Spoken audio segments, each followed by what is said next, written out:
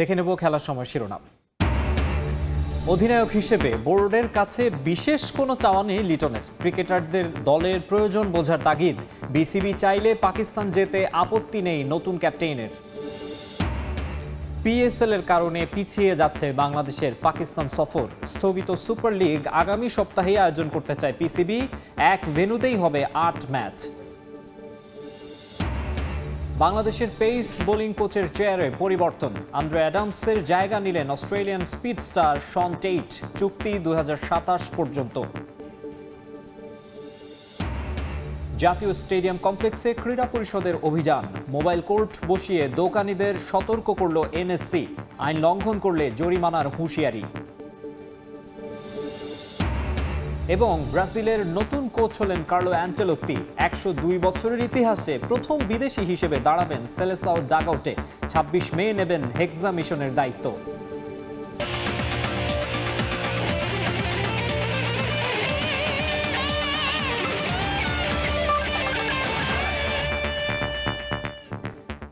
দেখছিলেন শিরোনাম, এবারে বিস্তারিত। শুরুতেই জানাবো ক্রিকেটের খবর। অধিনায়ক হিসেবে বোর্ডের কাছে কোনো চাওয়া নেই লিটন কুমার দাসের, বরং টি-20তে ভালো করতে ক্রিকেটারদের দলের প্রয়োজন বুঝতে হবে বলে মনে করেন বাংলাদেশ অধিনায়ক। লম্বা সময়ের জন্য দায়িত্ব পাওয়ায় আত্মবিশ্বাস পাচ্ছেন দল নিয়ে কাজ করার। পাকিস্তান সিরিজে যাওয়ার সিদ্ধান্ত ঠেলে দিয়েছেন বোর্ডের কোর্টে। অধিনায়কত্বটা নতুন নয় লিটন কুমার দাসের কাছে। ভারপ্রাপ্ত হয়ে টস করেছেন বেশ কিছু ম্যাচে, শুধু ভার নেওয়া হয়নি লম্বা সময়ের। এবার সেই দায়িত্বটাই পেলেন উইকেট কিপার এই টপ অর্ডার ব্যাটার। যেহেতু একটা নতুন সুযোগ আসছে, দায়িত্ব পেয়ে প্রথম সংবাদ সম্মেলন। স্বল্পভাষী লিটন অল্প কথাতেই দিলেন উত্তর। পার্থক্য বোঝালেন ভারপ্রাপ্ত আর পূর্ণকালীন দায়িত্বের। যেহেতু লং পিরিয়ডে একটা টাইম আমি পাবো, আমি চেষ্টা করবো জিনিসগুলো আস্তে আস্তে ডে বাই ডে গ্রহণ করার জন্য। ক্যাপ্টেনশিপ ছাড়া তো আমি খারাপ খেলেছি, সো এখন এটা ক্যাপ্টেন হয়ে আসতেছি, এটা অপোজিট সাইডও হতে পারে। টি-20 ক্রিকেটটা এখনো আয়ত্ত করতে পারেনি বাংলাদেশ। সবশেষ বিশ্বকাপেও হয়েছে ভরাডুবি। এমন দলের ভাগ্য পরিবর্তনে কি দরকার? লিটনের নিজের চাওয়াটা জানিয়েছেন সতীর্থদের। যতটা বিসিবির সাথে আমি কমিউনিকেট করবো, তার থেকে বেশি কমিউনিকেট করা দরকার আমার প্লেয়ারদের সাথে। তারা কি চাচ্ছে, তাদের কোন জায়গায় ডেভেলপ করা দরকার, কীভাবে খেললে ম্যাচটা জিততে পারি, এটা হচ্ছে আলটিমেট গোল। হতে পারে একটা ব্যাটসম্যান কোনোদিন 20 বলে 40 রানও করতে পারে, সেম ব্যাটসম্যানের পরের দিন হয়তো প্রয়োজনই নেই 20 বলে 15 রানও করতে হতে পারে। সো আমি চাই যে প্রত্যেকটা প্লেয়ার যেন গেমের ভিতর যত ইনভলভ থাকবে, যে আমি আজকের দিনটাতে আমার কি চাওয়া, দল আমার কাছে কি চাচ্ছে। আমার যদি প্রত্যেকটা প্লেয়ার এই জিনিসটা বুঝে যে আমার কাছ থেকে দল আজকে এই জিনিসটা চাচ্ছে, আমার মনে হয় তাহলে আমাদের টিম রেজাল্টটা বেশি হবে, রাদার দেন আমি চিন্তা করতেছি যে আমাদের এই ব্র্যান্ডেড অফ ক্রিকেট খেলতে হবে। অধিনায়ক লিটনের যাত্রা শুরু আরব আমিরাত সিরিজ দিয়ে। তার আগে চলছে পুরো দস্তুর অনুশীলন। ট্যাকটিক্যাল বিষয়গুলো পাচ্ছে গুরুত্ব, আছে ম্যাচ সিনারিও প্র্যাকটিসও। লিটনের কাছে এই বিষয়গুলো আন্তর্জাতিক ম্যাচের মতোই গুরুত্বপূর্ণ। পাকিস্তান সিরিজের সিদ্ধান্ত ছেড়ে দিয়েছেন বোর্ডের ওপর। আমার থেকে হয়তো বা এটা ভালো ডিসিশন দিতে পারবে বিসিবি, বিকজ দুই বোর্ডের মধ্যেই কথোপকথনের মাধ্যমেই জিনিসটা আগাবে। যদি বিসিবি মনে করে আমরা ওখানে ক্রিকেট খেলতে যাওয়ার মতন সিচুয়েশন যদি থাকে, আমরা অবশ্যই খেলতে যাব ওখানে। এর আগে লিটনের নেতৃত্বে 4 ম্যাচের 3টিতেই জেতে বাংলাদেশ। তবে এই ব্যাটারের ব্যাট হাসেনি সে ম্যাচগুলোতে। এবারের দফায় সে বৃত্ত ভাঙার প্রত্যয় টাইগার অধিনায়কের কণ্ঠে। সাব্বির মিথুন, সময় সংবাদ, ঢাকা। এদিকে আরব আমিরাত সিরিজ সামনে রেখে সন্ধ্যায় ম্যাচ সিনারিওতে অনুশীলন শুরু করেছে বাংলাদেশ। স্কোয়াডের বাইরের কিছু ক্রিকেটার নিয়ে হোম অফ ক্রিকেটে ফ্লাড লাইটে দুই দলে বিভক্ত হয়ে মাঠে নামে ক্রিকেটাররা। এদিন ওপেনিংয়ে দেখা গেছে সাবেক অধিনায়ক নাজমুল হোসেন শান্তকে। নতুন বলের দায়িত্ব দেওয়া হয় সহ অধিনায়ক শেখ মেহেদীকে। পিএসএল থেকে ফিরে আসা নাহিদ রানা আর রিশাদ হোসেনও অংশ নেন ম্যাচ সিনারিওতে। ম্যানেজমেন্টের পরিকল্পনায় অধিনায়ক লিটন কুমার দাস আছেন ব্যাটিং অর্ডারের 3 নম্বরে। মঙ্গলবারও একইভাবে ম্যাচ সিনারিওতেই অনুশীলন করবে বাংলাদেশ দল। পিছিয়ে যাচ্ছে নয়তো আপাতত স্থগিত হচ্ছে বাংলাদেশের পাকিস্তান সিরিজ। তবে বাংলাদেশ পাকিস্তান টি-20 সিরিজ সংযুক্ত আরব আমিরাতের মাটিতে হচ্ছে না, এমনটাই দাবি পাকিস্তানের গণমাধ্যমগুলোর। আমিরাতে সিরিজ আয়োজন হলে পাকিস্তানি মুদ্রায় শুধু 20 কোটি রুপি মাঠ ভাড়া দিতে হবে পিসিবিকে, যা এই মুহূর্তে করতে চায় না মহসিন নাকবির বোর্ড। স্থগিত হওয়া পিএসএল এর বাকি ৮ ম্যাচ রাওয়ালপিন্ডিতে আয়োজনের পরিকল্পনা করছে পিসিবি।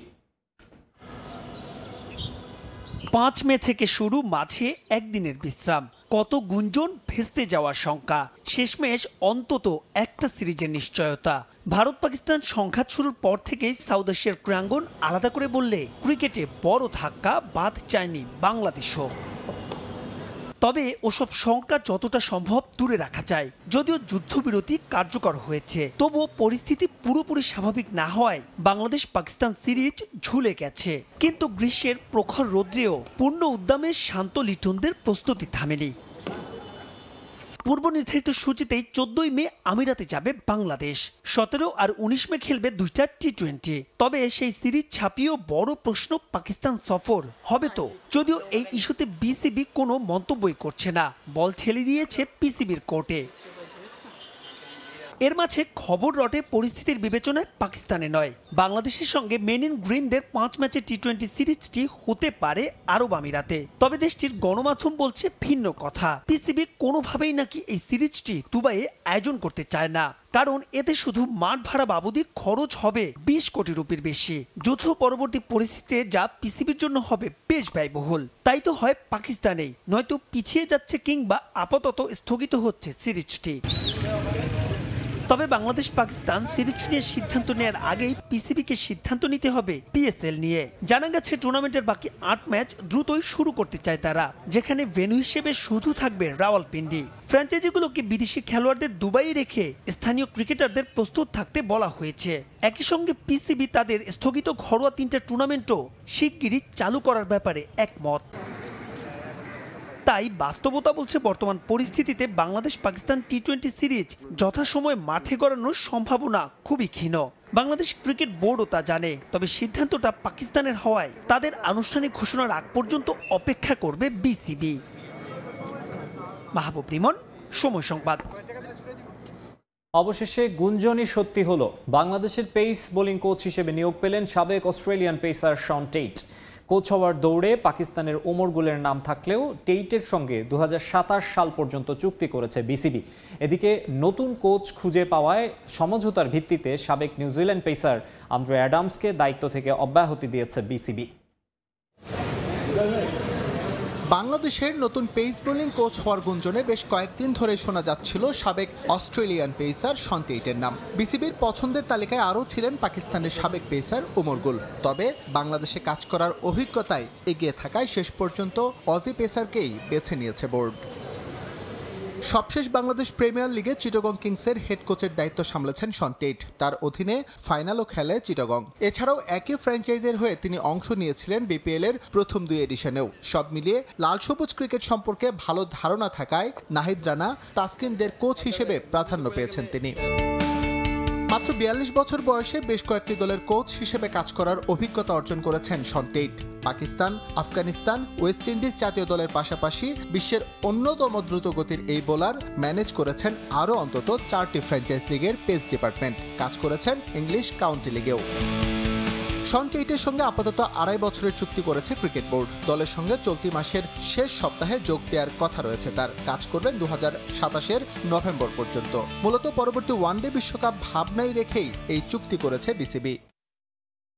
আমার কাছে মনে হয়েছে বাংলাদেশ ক্রিকেটের সঙ্গে যুক্ত হওয়ার এটাই সঠিক সময়। আমি অনেকবার বলেছি বাংলাদেশে প্রচুর প্রতিভাবান পেস বোলার আছে, তবে আমি ডেভেলপমেন্ট নিয়ে কাজ করব না। আমার দায়িত্ব হচ্ছে আন্তর্জাতিক অঙ্গনে সফলতা এনে দেয়া। আমার প্রধান লক্ষ্যই হবে এটা। আশা করছি ফিল সিমন্সের সঙ্গে ঝুঁটি বেঁধে বাংলাদেশ দলকে ভালো কিছু উপহার দিতে পারবো।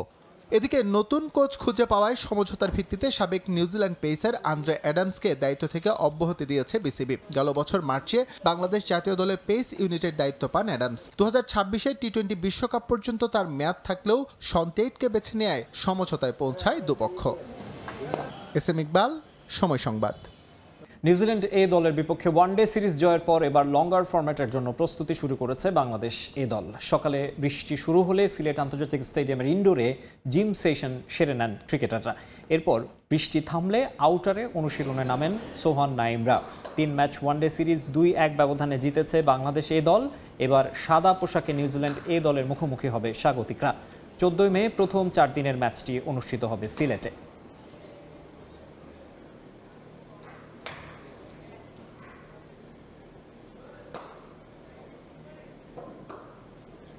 যেহেতু অনেক খেলা বেড়ে গেছে সেহেতু chances of injury is very high, তো সেই জন্য আমরা পেস বোলারদের নর্মালি একটা ফ্রেমওয়ার্কের মধ্যে ফেলি যে তারা উইকলি লাইক 30 to 35 ওভার্স বোলিং করবে। নর্মালি আমরা বাংলাদেশি প্লেয়ার হিসাবে সকালবেলা কী খাই, ডাল ভাজি, তারপরে কিছু ঝোল টাইপের কিছু জিনিস, কারি টারি, তার সাথে রুটি খাই। তো আমি এগুলো চেঞ্জ করার চেষ্টা করতেছি ফুড হ্যাবিটের মধ্যে, যে সকালবেলা জানি অবশ্যই 2টা ডিম থাকে, সেদ্ধ ডিম। ফিজিক্যাল কন্ডিশন ডেফিনেটলি ভালো, কারণ নর্মালি আমাদের এখানে যারা আছে আপনারা দেখবেন অনেক সিনিয়র প্লেয়ার, তারা সিনিয়র প্লেয়াররা ফুড থেকে শুরু করে ট্রেনিং নিয়ে ওরা পার্সোনাল ট্রেনার রাখে, পার্সোনাল ফিজিও আছে তাদের, তারা চেষ্টা করে ম্যাক্সিমাম টাইমে যে নিজেদের মতো করে একটা গুড এনভায়রনমেন্ট ক্রিয়েট করতে চায়।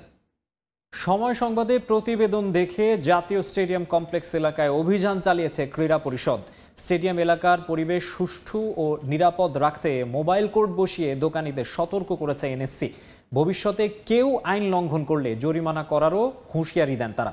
তবে অভিযানের কথা আগে থেকেই জানতে পারায় স্টেডিয়াম এলাকা থেকে সরে ফুটপাতে বসে হকাররা। ঢাকার জাতীয় স্টেডিয়াম এলাকায় ঘিঞ্জি পরিবেশ ও পড়ে থাকা ময়লা আবর্জনা নিয়ে সময় সংবাদের খবর প্রকাশের পরই নড়েচড়ে বসে জাতীয় ক্রীড়া পরিষদ। কোনো কালক্ষেপণ না করে অভিযানে নামে এনএসসির কর্মকর্তারা।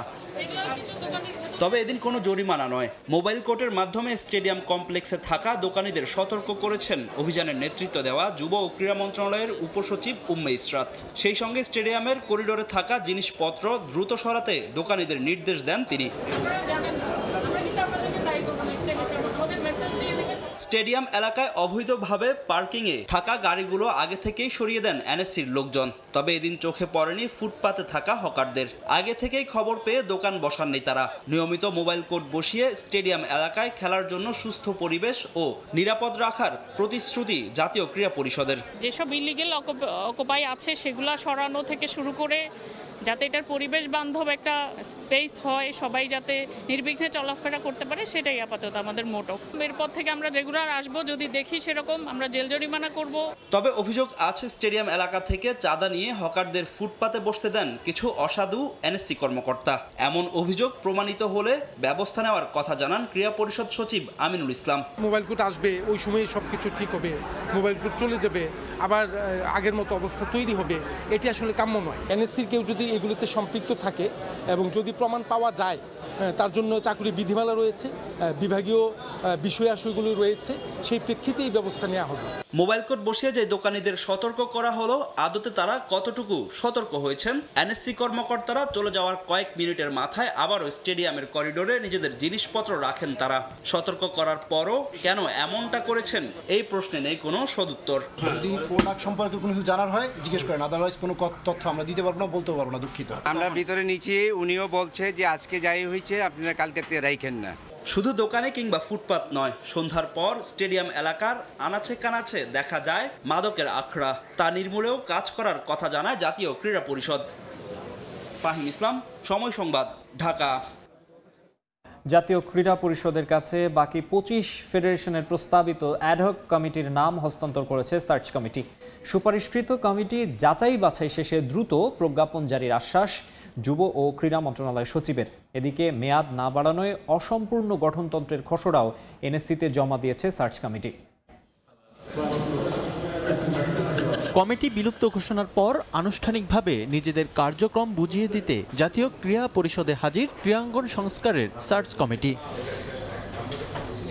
10 মে কমিটির মেয়াদ শেষ হয়। এদিন বাকি 25টি ফেডারেশনের অ্যাডহক কমিটির খসড়া ক্রীড়া পরিষদকে হস্তান্তরই ছিল সার্চ কমিটির মূল এজেন্ডা। ফেডারেশনগুলোর কমিটি দেয়া ছাড়াও গঠনতন্ত্র নিয়েও কাজ অনেক দূর এগিয়ে নিয়েছে ক্রীড়াঙ্গন সংস্কারের সার্চ কমিটি। তবে কাজ অসম্পূর্ণ রেখেই নিজেদের দায়িত্ব ছাড়লেন কমিটির সদস্যরা। সার্চ কমিটির 4 সদস্যের উপস্থিতিতে যুব ও ক্রীড়া মন্ত্রণালয়ের সচিবের কাছে জমা দেয়া হয় নিজেদের প্রস্তাবিত অ্যাডহক কমিটি এবং ফেডারেশনগুলোর অসম্পূর্ণ গঠনতন্ত্র সংস্কারের সুপারিশপত্র। তবে ফেডারেশনগুলোর কমিটির কাজ শেষ হলেও গঠনতন্ত্র পরিবর্তন নিয়ে আসেনি চূড়ান্ত সিদ্ধান্ত। কন্টিনিউ করতে হবে আমাদের গঠনতন্ত্রের কাজটা নিয়ে, কেন ওইটা আমরা অনেক দূর এগিয়ে গিয়েছি। খুব সম্ভবত গঠনতন্ত্রের কাজটা নিয়ে হয়তো নতুন কিছু একটা প্রজ্ঞাপন বা কিছু একটা আসতে পারে, হয়তো ওখানে আমরা থাকবো, হয়তো নতুন কেউ এসে থাকতে পারে। এই সার্চ কমিটি 70% যেটুকু করেছে সেটাও কিন্তু আজকে ওনাদেরকে দিয়ে দিয়েছে, যেহেতু একটা সময় বেঁধে দেওয়া হয়েছিল। এই সময় বেঁধে দেওয়ার মধ্যে যতটুকু অগ্রগতি হয়েছে সেটা তাদেরকে জানিয়ে দিয়েছেন। এখন বাকি অংশটা এই সার্চ কমিটির সদস্যদেরকে দিয়ে ওনারা করিয়ে নেবেন কিনা অন্য কাউকে দিয়ে করাবেন, এটা একান্তই মন্ত্রণালয়ের সিদ্ধান্ত। এর মধ্যে কিছু আইনি বিষয় রয়ে গেছে যে কমিটির মাধ্যমে হবে নাকি এটা অন্য কোনো নাম নিয়ে হবে, বাট একটা কমিটি একটা গঠনতন্ত্র করবে কি করবে না, এই বিষয়গুলি রয়ে গেছে দেখেই এই জিনিসটা এখন পরবর্তীতে মন্ত্রণালয়ের সিদ্ধান্ত। এদিকে যুব ও ক্রীড়া উপদেষ্টার গ্রিন সিগন্যাল পেলেই প্রস্তাবিত নামগুলো যাচাই বাছাই করে প্রজ্ঞাপন জারি করবে মন্ত্রণালয়। আর গঠনতন্ত্র পরিবর্তনের চূড়ান্ত সিদ্ধান্ত আসতে অপেক্ষা করতে হতে পারে আরও কিছুটা সময়। আমরা আজকে অবশিষ্ট যে সমস্ত কমিটিগুলো আছে তার সিলগালা খামবদ্ধ অবস্থায় রিপোর্টটা পেয়েছি। যেহেতু আমাদের মাননীয় উপদেষ্টা জাতীয় ক্রীড়া পরিষদের চেয়ারম্যান উপদেষ্টা মহোদয়ের কাছে আমরা সেটা প্লেস করব এবং মাননীয় উপদেষ্টা মহোদয়ের সম্মতিক্রমে পরবর্তীতে এটার প্রজ্ঞাপনটা জারি করা হবে। যে কোনো একটা গঠনতন্ত্র করতে হলে এর স্টেকহোল্ডার কনসালটেশন ভেরি ইম্পর্ট্যান্ট, তো এটার জন্য একটু সময়ের প্রয়োজন। তো যেহেতু আমি এখানে নতুন যোগদান করেছি, মাননীয় উপদেষ্টা মহোদয়ের সাথে আলাপক্রমে আমরা পরবর্তীতে এই কমিটি কাজ করবে নাকি কিভাবে এটা এগিয়ে নিয়ে যাব সেটা পরবর্তীতে সিদ্ধান্ত গ্রহণ করা হবে। জানা যায় সার্চ কমিটির সদস্যদের নিয়েই নতুন নামে কমিশন গঠন করে ফেডারেশনগুলোর গঠনতন্ত্র পরিবর্তনের কাজ করতে চায় যুব ও ক্রীড়া মন্ত্রণালয়। রিফাতুল ইসলাম মিরন, সময় সংবাদ, ঢাকা। ব্রাজিল ফুটবলে হেক্সা মিশনের নতুন কাণ্ডারি হলেন কার্লো অ্যানচেলোত্তি। ২৬ মে আনুষ্ঠানিকভাবে সেলেসাওদের দায়িত্ব নেবেন ডন কার্লো। ব্রাজিল ফুটবলের ১০২ বছরের ইতিহাসে প্রথম বিদেশি কোচ হলেন ইতালিয়ান নাগরিক কার্লো অ্যানচেলোত্তি। লা লিগায় ২৫ মে শেষবার তিনি দাঁড়াবেন রিয়াল মাদ্রিদের ডাগ আউটে। সেদিনই ক্লাব ইতিহাসের সেরা কোচকে জমকালো বিদায় জানাবে মাদ্রিদিস্তারা। শুরু আর শেষের মধ্যে কি আশ্চর্য বৈপরীত্য। সান্তিয়াগো বার্নাবুতে যেদিন পা পড়েছিল ইতালিয়ান এই মানুষটির, তখন ১০ম চ্যাম্পিয়ন্স লিগ শিরোপা জিততে মরিয়া রিয়াল মাদ্রিদ। এই বুড়োর হাত ধরেই ভেঙেছিল এক যুগের অপেক্ষা। লা ডেসিমার স্বপ্ন পূরণ হয়েছিল মাদ্রিদিস্তাদের। এরপর তো গুনে গুনে আরো ৫ বার এই ট্রফিটা শোকেসে উঠেছে রিয়ালের। এর মাঝে একবার বিদায় নিয়ে আবার এসে ২ দফায় শেষ করেছেন ৬ মৌসুম। সাদা জার্সিতে জিতেছেন ৩টা করে ইউসিএল, সুপার কোপা, 2টো লা লিগা, কোপা দেল রে, স্প্যানিশ কাপ আর ক্লাব বিশ্বকাপ। সঙ্গে আছে একটা ইন্টারকন্টিনেন্টাল কাপের ট্রফি। শেষ মৌসুমটা খালি হাতে ফিরলেও ৫ মৌসুমে ১৫ শিরোপা নিয়ে তিনি এখন রিয়াল মাদ্রিদ ইতিহাসের সেরা কোচ। মিগুয়েল মুনোজের ১৪ শিরোপাকে পেছনে ফেলেছেন ডন কার্লো। বার্নাবুর কিংবদন্তি কার্লো অ্যানচেলোত্তি ২৫ মে বার্নাবুতে শেষবারের মতো ডাগ আউটে দাঁড়াবেন তিনি। এরপর বিদায়। তবে এ দেখা শেষ দেখা নয়, এরপর নতুন দায়িত্ব, সেটাও কিন্তু ইতিহাস। ব্রাজিলের ১০২ বছরের ইতিহাসে কার্লো হতে যাচ্ছেন প্রথম বিদেশি কোচ।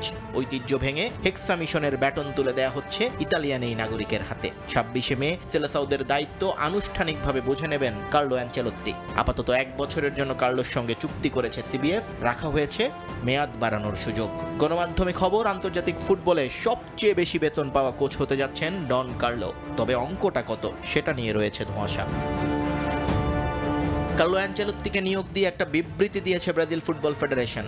সেখানে দায়িত্ব নেয়ার জন্য কার্লোর প্রতি ধন্যবাদ এবং কৃতজ্ঞতা জানিয়েছেন সিবিএফ চেয়ারম্যান। আন্তর্জাতিক ফুটবলের সবচেয়ে সফল দলটির দায়িত্ব নিতে যাচ্ছেন ক্লাব ফুটবলের সবচেয়ে ডেকোরেটেড এক কোচ। এভাবেই কার্লোকে সম্ভাষণ জানিয়েছে ব্রাজিল ফুটবল। তবে হলুদ জার্সিতে পথটা খুব একটা মসৃণ হবে না কার্লোর জন্য। আগামী বছরের ফিফা বিশ্বকাপের মূল পর্বে খেলা এখনও নিশ্চিত করতে পারেনি ব্রাজিল। বাছাই পর্বের 14 ম্যাচে তাদের পয়েন্ট ২১, টেবিলে অবস্থান চতুর্থ। বাছাই পর্বে আর 4টি ম্যাচ বাকি আছে ব্রাজিলের, যার প্রথমটি ৬ জুন, যেখান থেকেই শুরু কার্লো আনচেলত্তির নবযাত্রা, সঙ্গে ব্রাজিল ফুটবলেরও। নিয়ন মুহাইমিন, সময় সংবাদ। খেলার সময় আরও থাকছে। সাদা পোশাকের এলিট ক্রিকেটকে বিদায় বললেন বিরাট কোহলি। ধোনি রোহিতের মতোই সামাজিক যোগাযোগ মাধ্যমে স্ট্যাটাস দিয়ে সরে গেলেন কিংবদন্তি। ওয়ার্ল্ড ক্লাস টেকনোলজি দ্বারা তৈরি এক্সপার্ট ওয়াটার পাম্প, পানির সমস্যায় এক্সপার্ট সমাধান। কার্লোর বিদায়ে খালি থাকছে না মাদ্রিদের ডাগআউট। আসন্ন ক্লাব বিশ্বকাপের আগেই রিয়াল মাদ্রিদের দায়িত্ব বুঝে নেবেন বায়ার লিভারকুসেনের বর্তমান কোচ শাবি আলোনসো। ৩ বছরের জন্য ২০২৮ পর্যন্ত দলের সঙ্গে চুক্তিবদ্ধ হতে যাচ্ছেন শাবি, এমন খবরই প্রকাশ করেছে ইউরোপিয়ান গণমাধ্যমগুলো। নতুন দিনের অপেক্ষায় স্প্যানিশ জায়ান্ট রিয়াল মাদ্রিদ। গেল বেশ কিছুদিনের বাজে সময়ের পরিবর্তনে দলটাকে ঢেলে সাজানোর পরিকল্পনা কর্তৃপক্ষের। নতুন কোচ, নতুন খেলোয়াড়দের ভিড়িয়ে এবার পুরো মাদ্রিদ শিবিরে বড়সড় পরিবর্তনের অপেক্ষায় দলটা। একজনের বিদায়ের সঙ্গে সঙ্গেই নতুন পথ চলা শুরু আর একজনের। দায়িত্ব বদলের এ ধারায় এবার রিয়ালের কোচের চেয়ারে বসতে যাচ্ছেন বায়ার লেভারকুজেনের শাবি আলোনসো। বেশ কিছুদিন ধরেই গুঞ্জন রিয়ালের হয়ে নতুন মৌসুমেই দায়িত্ব গ্রহণ করবেন তিনি। তবে ক্লাব বিশ্বকাপে দলের দায়িত্ব নিতে নাকি সম্মত হননি শাবি। দলকে বুঝে উঠতে তার আরও সময় প্রয়োজন বলেই ক্লাবকে জানিয়েছিলেন তিনি। তবে এবার মিলল নতুন খবর। আগামী 3 বছরের জন্য রিয়ালের সঙ্গে চুক্তি হয়েছে শাবি আলোনসোর। 2028 পর্যন্ত স্প্যানিশ জায়ান্টদের দায়িত্ব সামলাবেন সাবেক রিয়াল তারকা। ইতোমধ্যেই দুপক্ষের সমঝোতায় চুক্তি পাকাপাকি, যদিও রিয়ালের পক্ষ থেকে এখন পর্যন্ত আনুষ্ঠানিক কোনো ঘোষণা দেয়া হয়নি এ বিষয়ে। আগামী সপ্তাহের মধ্যেই চুক্তির বিষয়ে আনুষ্ঠানিক ঘোষণা আসার কথা রয়েছে বলেই খবর প্রকাশ করেছে গণমাধ্যমগুলো। এর আগে ইউরোপিয়ান গণমাধ্যমে গুঞ্জন শোনা যায় ক্লাব বিশ্বকাপে রিয়ালের দায়িত্ব সামলাবেন অন্তর্বর্তীকালীন কোচ সান্তিয়াগো সোলারি। তবে এবার ক্লাব বিশ্বকাপে দলের হাল ধরতে সম্মতি জানিয়েছেন শাবি। চলতি মাসেই দলের সঙ্গে যোগ দিয়ে যে কদিন হাতে পাবেন সে সময়টাকেই পুরোপুরি কাজে লাগিয়ে প্রস্তুতি সারতে চান তিনি। তবে ক্লাব বিশ্বকাপের আগেই বেশ কিছু খেলোয়াড়ও দলে ফেরানোর পরিকল্পনা আছে মাদ্রিদ কর্তৃপক্ষের। দলের দুর্দশা খোঁচাতে Trent Alexander Arnold, Florian Wirtz সহ আরও কয়েকজনকে দলে নিতে মুখিয়ে রিয়াল মাদ্রিদ। আগামী 15 জুন থেকে মাঠে গড়াতে যাচ্ছে ক্লাব বিশ্বকাপের এবারের আসর। এর আগেই দলের দায়িত্ব নিয়ে মেগা ইভেন্টে আবারও রিয়ালের জৌলুস ফেরানোর লক্ষ্য শাবি আলোনসোর। এদিকে রিয়ালের চিরপ্রতিদ্বন্দ্বী বার্সেলোনার কোচ হ্যান্সি ফ্লিককে নিয়েও আছে নতুন তথ্য। চুক্তির মেয়াদ বাড়ানোর বিষয়ে সম্মতি জানিয়েছেন তিনি। 2027 পর্যন্ত বার্সা ডাগআউট সামলাবেন বলেই গুঞ্জন শোনা যাচ্ছে ইউরোপিয়ান গণমাধ্যমে। তাজিন খন্দকার, সময় সংবাদ। 14 বছরের টেস্ট ক্যারিয়ারের ইতি টানলেন বিরাট কোহলি। যদিও লাল বলের দলে তার প্রয়োজনীয়তার কথা উল্লেখ করে তাকে এই সিদ্ধান্ত পুনর্বিবেচনার অনুরোধ করেছিল বিসিসিআই। তবে নিজের মনের কথাই শুনেছেন কিং কোহলি। সামাজিক যোগাযোগ মাধ্যমে পোস্ট করে টেস্ট জার্সি তুলে রাখার সিদ্ধান্তেই অনড় থেকেছেন ভারতের বিশ্বকাপ জয়ী তারকা। 14 বছর 123 টেস্ট, 9230 রান। অবশেষে টেস্ট ক্রিকেটকে গুড বাই বিরাট কোহলির।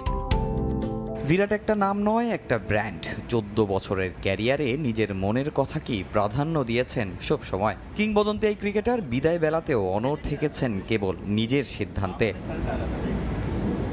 কিংস্টনে ওয়েস্ট ইন্ডিজের বিপক্ষে সাদা পোশাকের শুরুটা ভালো না হলেও এই কোহলি ধীরে ধীরে হয়ে উঠেছেন ভারত ক্রিকেটের অবিচ্ছেদ্য অংশ। বিদায়ের আগ পর্যন্ত নামের পাশে 7টা ডাবল সেঞ্চুরি, যা ভারতীয়দের মধ্যে সর্বোচ্চ। এছাড়া 30 সেঞ্চুরিতে তার করা 9230 রান ইন্ডিয়ান ব্যাটারদের তালিকায় চতুর্থ সর্বোচ্চ। এমন একজন ব্যাটারকে এত তাড়াতাড়ি লাল বল থেকে বিদায় দিতে চায়নি বিসিসিআই। অনুরোধ করেছিল সিদ্ধান্ত পুনরায় বিবেচনা করার। ব্র্যান্ড লারাও পরামর্শ দিয়েছিলেন এখনই টেস্ট ক্রিকেট না ছাড়তে। কোহলির কোটি ভক্তেরও হয়তো এটাই চাওয়া ছিল। তবে কোহলি নিজের সিদ্ধান্তেই অটল থেকেছেন। টেস্ট ক্রিকেটকে বিদায় বলা সহজ ছিল না, তবে মন বলছে এখনই সময়। আমি আমার সর্বোচ্চ দিয়ে চেষ্টা করেছি। ক্রিকেটও আমাকে অনেক কিছু ফিরিয়ে দিয়েছে। যতটুকু আশা করেছি তার চেয়ে বেশি পেয়েছি। অধিনায়ক হিসেবেও সফল ছিলেন কোহলি। নেতৃত্ব দেয়া 68 ম্যাচের মধ্যে 40টিতে জিতেছে টিম ইন্ডিয়া। ভারতের ইতিহাসে অধিনায়ক হিসেবে যা সর্বোচ্চ জয়ের রেকর্ড। এছাড়া সাদা পোশাকে ভারতের সর্বোচ্চ ম্যাচ নেতৃত্ব দেয়া অধিনায়কও কোহলি। তার নেতৃত্বে অস্ট্রেলিয়ার মাটিতে প্রথম টেস্ট সিরিজ জয়ের স্বাদ পেয়েছে ভারত। 14 বছর আগে টেস্ট ক্রিকেটের ব্যাগি ব্লু ক্যাপ পরেছিলাম। সত্যি বলতে আমি কখনো ভাবিনি এ জার্নিতে এত কিছু পাবো। জীবনের পথে টেস্ট ক্রিকেট আমার পরীক্ষা নিয়েছে এবং শিখিয়েছে। কদিন আগে রোহিত শর্মাও সামাজিক যোগাযোগ মাধ্যমে পোস্ট করে টেস্ট ক্রিকেটকে বিদায় জানান। বিশ্বকাপ জিতে দুজনেই ঘোষণা দিয়েছিলেন টি-20 থেকে অবসরের। তবে একটা আক্ষেপ থেকেই যাবে। সচিন টেন্ডুলকারের পর ভারতের সবচেয়ে জনপ্রিয় ক্রিকেটার, ইতিহাসের অন্যতম সেরা ব্যাটার টেস্ট ক্রিকেট থেকে অবসর নিতে পারলেন না মাঠ থেকে। ধোনি, রোহিতদের মতো সামাজিক মাধ্যমে একটা পোস্ট দিয়েই জানালেন বিদায়। তবে এখনও পছন্দের ওয়ানডে ফরম্যাটে খেলা চালিয়ে যাবেন কোহলি। হয়তো এটাই তার কোটি ভক্তের জন্য সান্ত্বনা হয়ে থাকছে। তামিম হোসেন, সময় সংবাদ। ভারত পাকিস্তান সংঘাতের জেরে আইপিএল থেকে মুখ ফিরিয়ে নিয়েছেন অস্ট্রেলিয়ান ক্রিকেটাররা।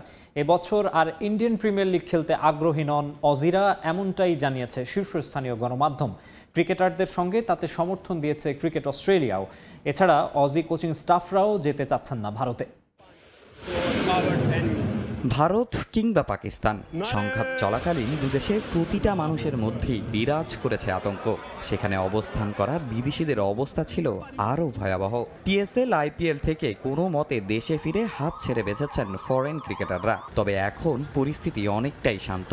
তবুও বিশ্বের সবচেয়ে বড় ফ্র্যাঞ্চাইজি ক্রিকেট নিয়ে দুশ্চিন্তায় বিসিসিআই। সীমান্ত রেখায় 4 দিন দুদেশের হামলা পাল্টা হামলায় অনির্দিষ্টকালের জন্য বন্ধ হয়েছিল পিএসএল এবং আইপিএল। মার্কিন প্রেসিডেন্ট ডোনাল্ড ট্রাম্পের হস্তক্ষেপের পর যুদ্ধবিরতিতে সম্মত হয় দুই পরমাণু শক্তিধর দেশ।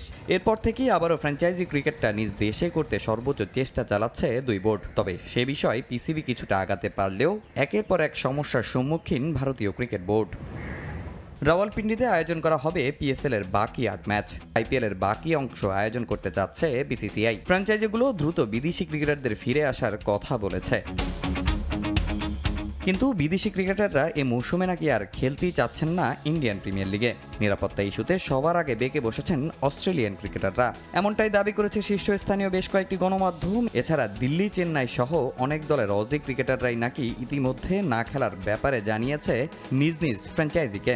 এতে সমর্থন দিয়েছে ক্রিকেট অস্ট্রেলিয়াও, জানিয়েছে নিরাপত্তা শঙ্কায় ক্রিকেটারদের সিদ্ধান্তই চূড়ান্ত। 2025 আইপিএলে খেলেছে মোট 15 জন অস্ট্রেলিয়ান ক্রিকেটার, যাদের মধ্যে ইনজুরিতে পড়ে আগেই ফিরে গেছেন পাঞ্জাব কিংসের গ্লেন ম্যাক্সওয়েল। চোটের কারণে 27 এপ্রিল ম্যাচের পর আর খেলতে পারেননি জশ হ্যাজেলউড। ভারত থেকে আতঙ্কিত অবস্থায় দেশে ফিরতে দেখা গেছে মিচেল স্টার্ককে। শুধু ক্রিকেটারই নন, অজি কোচিং স্টাফরাও আর ফিরতে চাচ্ছেন না ইন্ডিয়ান প্রিমিয়ার লিগে। আইপিএল স্থগিত হওয়ার পর লখনৌ সুপার জায়ান্টসের হেড কোচ জাস্টিন ল্যাঙ্গার দেশে ফিরে গেছেন। চেন্নাই ব্যাটিং কোচ মাইকেল হাসি চলে গেছেন অস্ট্রেলিয়ায়। তবে এখনও ভারতেই আছেন পাঞ্জাব কিংসের প্রধান কোচ রিকি পন্টিং ও তার দুই সহকারী হেডেন ও হোপস। তামিম হোসেন, সময় সংবাদ। ইংলিশ চ্যাম্পিয়নশিপ লিগ প্লে অফের সেমিফাইনালের দ্বিতীয় লেগে রাতে মাঠে নামছে হামজা চৌধুরীর দল শেফিল্ড ইউনাইটেড। ব্রিস্টল সিটির বিপক্ষে ম্যাচ শুরু হবে রাত 1টায়। প্রথম লেগে 3-0 ব্যবধানে জয় পাওয়ায় ঘরের মাঠে ড্র করলেই চ্যাম্পিয়নশিপ প্লে অফের ফাইনালে চলে যাবে শেফিল্ড। এরপর ফাইনালে জয় পেলেই ইপিএলে প্রমোশন নিশ্চিত হবে শেফিল্ডের। ব্রিস্টলের বিপক্ষে ম্যাচের আগে অনুশীলন করেছে দ্য ব্লেডস, যেখানে দেখা যায় হামজা চৌধুরীকেও। বাংলাদেশ মিডফিল্ডার আছেন বেশ ফুরফুরে মেজাজে। ব্রিস্টলের বিপক্ষে ম্যাচে শুরুর একাদশেই থাকবেন, সেটাও একরকম নিশ্চিত। শেফিল্ডের নতুন কোনো ইনজুরি সমস্যা না থাকায় একাদশ সাজানো নিয়েও খুব একটা বেগ পেতে হচ্ছে না। প্রথম লেগে গোল করেছেন 3 জন আলাদা ফুটবলার। বদলি হিসেবে নেমে বাজিমাত করেন আন্দ্রে ব্রুকস ও কালাম ওহেয়ার। সেমিতে জয় পেলে আগামী 24 মে ওয়েমব্লে স্টেডিয়ামে ফাইনালে খেলা নিশ্চিত হবে শেফিল্ডের।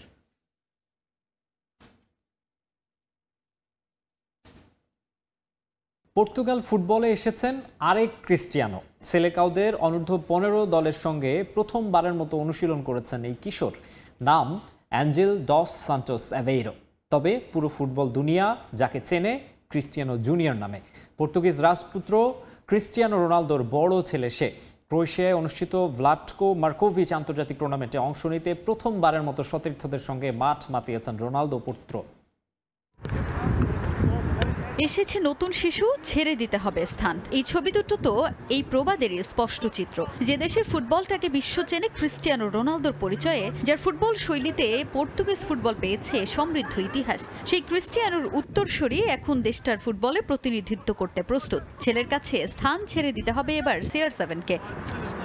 পর্তুগিজ মহাতারকা ক্রিস্টিয়ানো রোনালদোর পুত্র অ্যাঞ্জেল ডস সান্টোস অ্যাভেইরো ইতোমধ্যে যে রোনালদো জুনিয়র নামে পরিচিত ফুটবল দুনিয়ায়। ফুটবল যাত্রাটা শুরু করেই ফেলেছেন পর্তুগিজ মহাতারকার বড় ছেলে। রোনালদো জুনিয়র আগামী 13 থেকে 18 মে ক্রোয়েশিয়ায় অনুষ্ঠিত ভ্লাটকো মার্কোভিচ ইন্টারন্যাশনাল টুর্নামেন্টের জন্য পর্তুগালের অনূর্ধ্ব 15 দলে ডাক পেয়েছেন। প্রথমবারের মতো পর্তুগালের হয়ে প্রতিনিধিত্ব করতে প্রস্তুতি নিচ্ছেন জোরে সোরে। দলের সবার সঙ্গে মাঠে উপস্থিত হয়ে প্রথম দিন গা গরম করে নেন অ্যাভেইরো।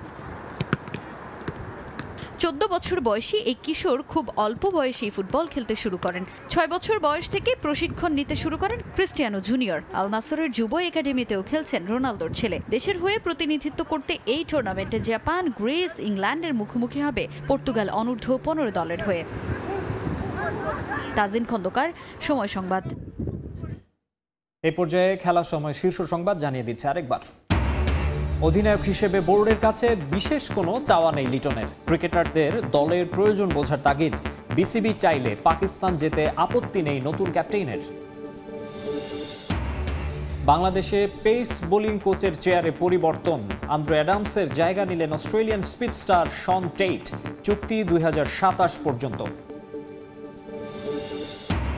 এবং জাতীয় স্টেডিয়াম কমপ্লেক্সে ক্রীড়া পরিষদের অভিযান। মোবাইল কোর্ট বসিয়ে দোকানীদের সতর্ক করল এনএসসি।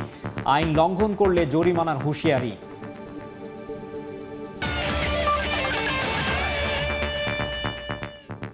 এই ছিল খেলার সময়ের এখনকার আয়োজনে। সঙ্গেই থাকুন সময়ের।